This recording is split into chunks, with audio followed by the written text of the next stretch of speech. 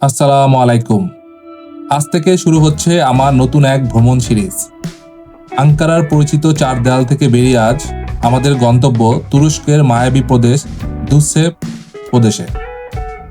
2 দিনের এই সফরের প্রতিটি মুহূর্ত আমি আপনাদের সাথে ভাগ করে নেব।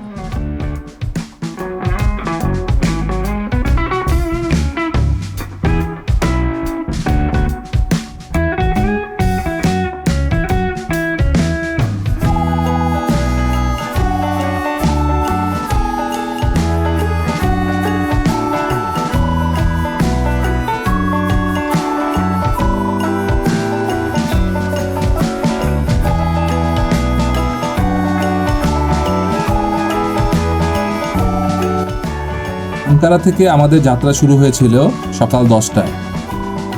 আমাদের প্রথম গন্তব্য প্রায় 225 কিলোমিটার দূরে একটি লেকে। তুরস্কের হাইওয়েতে গাড়ি চালানোর অভিজ্ঞতা সবসময় অন্যরকম। আমাদের সেই লেকে পৌঁছাতে সময় লাগবে প্রায় 2.5 ঘন্টা। 2.5 ঘন্টার এই পথে দুই পাশের দৃশ্যপট বারবার বদলাচ্ছিল। কখনো বিশাল পাহাড়, আবার কখনো মাইলের পর মাইল বিস্তৃত প্রান্তর। আমার ক্যামেরার লেন্সে সেই সৌন্দর্যের কিছুটা ধরার চেষ্টা করেছি।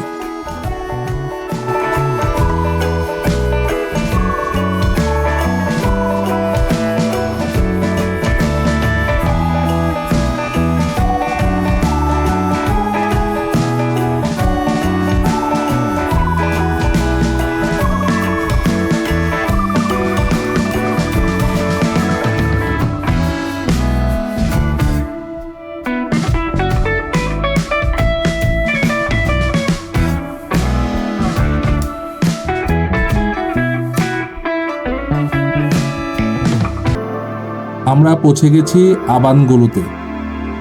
আবানগোলুর পাশে একটি বড় পিকনিক এরিয়া আছে, আমরা এখন সেই জায়গাতেই আছি। এই আবানগোলু সমুদ্রপৃষ্ঠ থেকে প্রায় 1328 মিটার উচ্চতায় অবস্থিত। এটি মূলত একটি ভূমিধসের ফলে সৃষ্ট লেক। প্রায় 7 কিলোমিটার এলাকা জুড়ে বিস্তৃত এই লেকটির গভীরতা কোথাও কোথাও 18 মিটার পর্যন্ত। আবান্ত লেকের চারপাশটা যেন প্রকৃতির এক নিশ্ছিদ্র দেয়াল। এখানে রয়েছে বিশাল এলাকা জুড়ে বিস্তৃত পাইন, লার্চ, বীচ আর ওক গাছের ঘন জঙ্গল। লেকের নীল পানির সাথে এই ঘন সবুজ আর ধূসর পাহাড়ের মিতালি যে কাউকে মুগ্ধ করবে। শুনেছি এই বনের ভিতরে রয়েছে অনেক ছোট ছোট পাহাড়ি ঝর্ণা আর নাম না জানা অনেক ফুল, কিন্তু সময়ের অভাবে আমরা ভিতরে যাইনি, জাস্ট বাইরে থেকে ভিতরের দৃশ্যগুলো দেখছিলাম।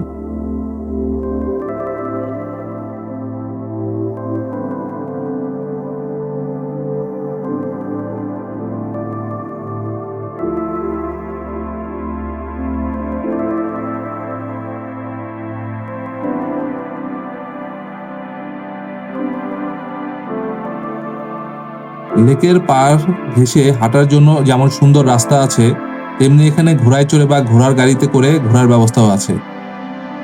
যান্ত্রিক কোনো শব্দ নেই, শুধু ঘোড়ার খুরের শব্দ আর পাখির কিচিরমিচির। এটাই আবান্তের আসল সৌন্দর্য। এখানে ছড়িয়ে ছিটিয়ে আছে চমৎকার সব পিকনিক স্পট আর কাঠের তৈরি ছোট ছোট রেস্টুরেন্ট। শীতের শুরুতে এখানে বসে তুর্কি কফি বা গরম গরম সসেজ খাওয়ার মজাই অন্যরকম।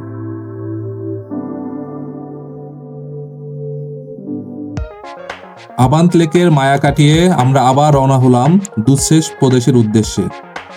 এখন শীতের শুরু, আর এই সময়ে তুরস্কের প্রকৃতি যেন তার রঙের ঝুলি খুলে বসে। পাহাড়ি রাস্তা দিয়ে যাওয়ার সময় দুই পাশের জঙ্গলগুলো দেখে মনে হচ্ছিল কোনো শিল্পীর আঁকা ক্যানভাস। বিভিন্ন রঙের পাতায় ছুঁয়ে যাওয়া এই জঙ্গলগুলো জানান দিচ্ছিল যে শীত করা নাড়ছে দরজায়।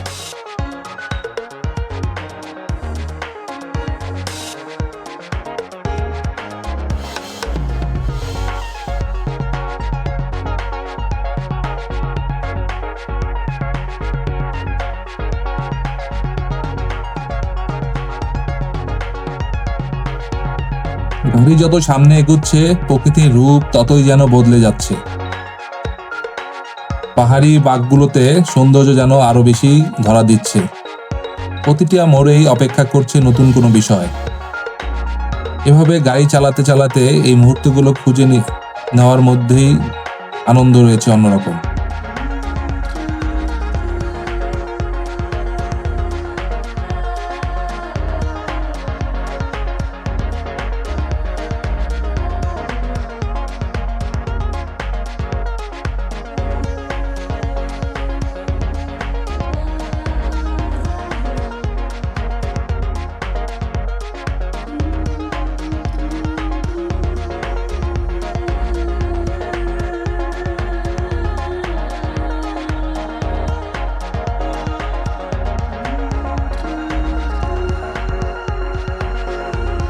বলু শহরকে পিছনে ফেলে আমরা যখন দুধসে প্রদেশের দিকে এগোচ্ছি, রাস্তার ক্রমে পাহাড়ের কোল ঘেঁষে উপরে উঠতে শুরু করেছে। কখনো মনে হচ্ছে উপরে উঠতেছে সমানে, আবার কখনো মনে হচ্ছে যে আবার নিচে নামতেছে। তুরস্কের এই হাইওয়েগুলোর ইঞ্জিনিয়ারিং এর এক অনন্য নিদর্শন। পাহাড় কেটে তৈরি করা এই মসৃণ পথ দিয়ে ড্রাইভ করা যেন এক প্রশান্তির নাম।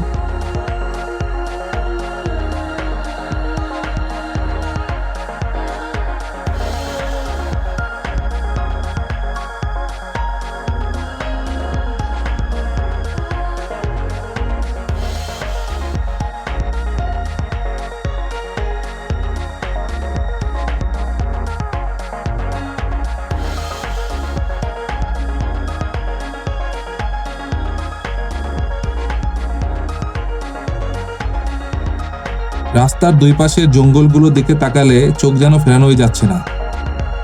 গাড়ি চালাতে হচ্ছিল, তাই দৃশ্যগুলো সুন্দরভাবে দেখতেও পাচ্ছিলাম না। মনে হচ্ছে যেন কেউ পাহাড়ের গায়ে সোনালী রঙের পোজ দিয়ে রেখেছে।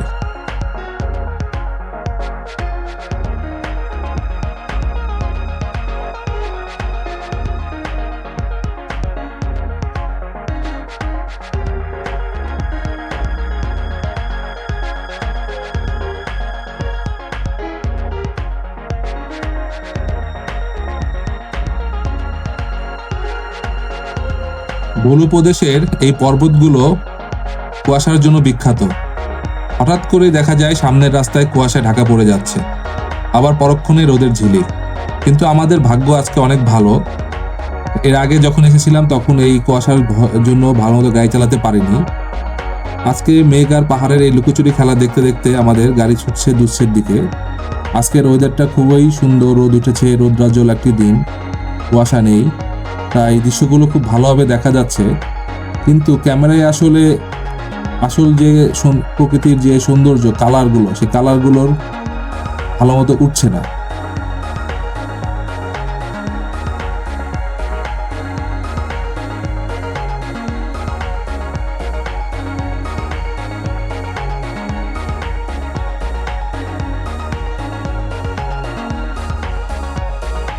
এক সময় বলুর এই রাস্তাগুলো ছিল তুরস্কের সবচেয়ে দুর্গম পথগুলোর একটি, কিন্তু এখনকার আধুনিক চওড়া রাস্তা ভ্রমণকে যেমন সহজ করেছে, তেমনি দুপাশের আদিম সৌন্দর্যকেও অক্ষুণ্ণ রেখেছে।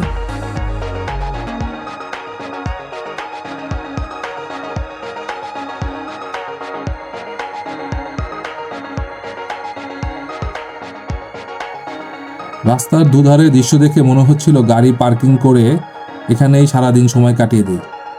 কিন্তু এখান থেকে দুধস আর অনেক দূরে, আর যাওয়ার পথে আমরা আরও একটি জলপ্রপাত দেখব। তাই ভিতর থেকে একটা তারা কাজ করছিল, তাই গাড়ি না থামিয়ে শুধু গাড়ি চালাতে চালাতে আশেপাশের দৃশ্যগুলো দেখছিলাম।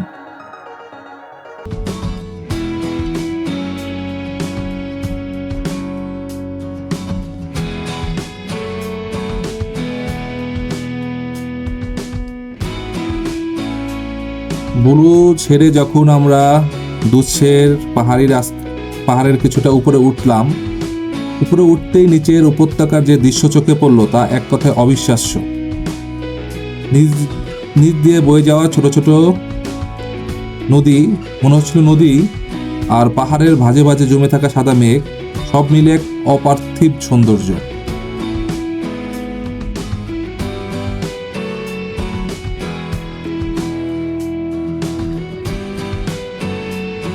এই রুটের বাতাস এতটাই স্বচ্ছ যে জানালা নামালেই বুনো গাছ আর ভিজে মাটির ঘ্রাণ নাকে এসে লাগে। দীর্ঘ যাত্রার সব ক্লান্তি যেন নিমিষেই উধাও হয়ে যায় তখন।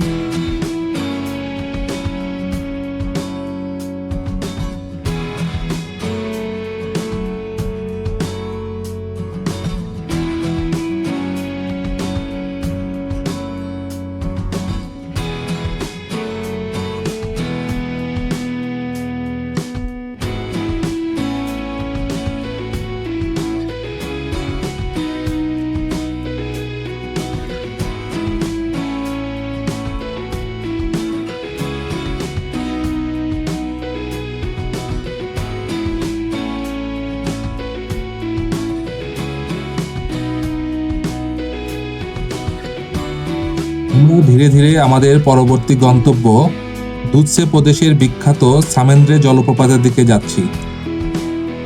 কিন্তু সেই জলপ্রপাতের গর্জন আর রোমাঞ্চ থাকছে সিরিজের আগামী পর্বে। আজকের যাত্রা এই রঙিন পাহাড়ের পথেই শেষ করছি। ভিডিওটি কেমন লাগলো তা অবশ্যই কমেন্ট করে জানাবেন। আর আমাদের পরবর্তী অ্যাডভেঞ্চার মিস করতে না চাইলে ইউটিউব চ্যানেলটি সাবস্ক্রাইব করে রাখেন। দেখা হচ্ছে আগামী পর্বে সামান্দেরে জলপ্রপাতে। ততদিন সবাই ভালো থাকবেন, সুস্থ থাকবেন। আল্লাহ হাফেজ।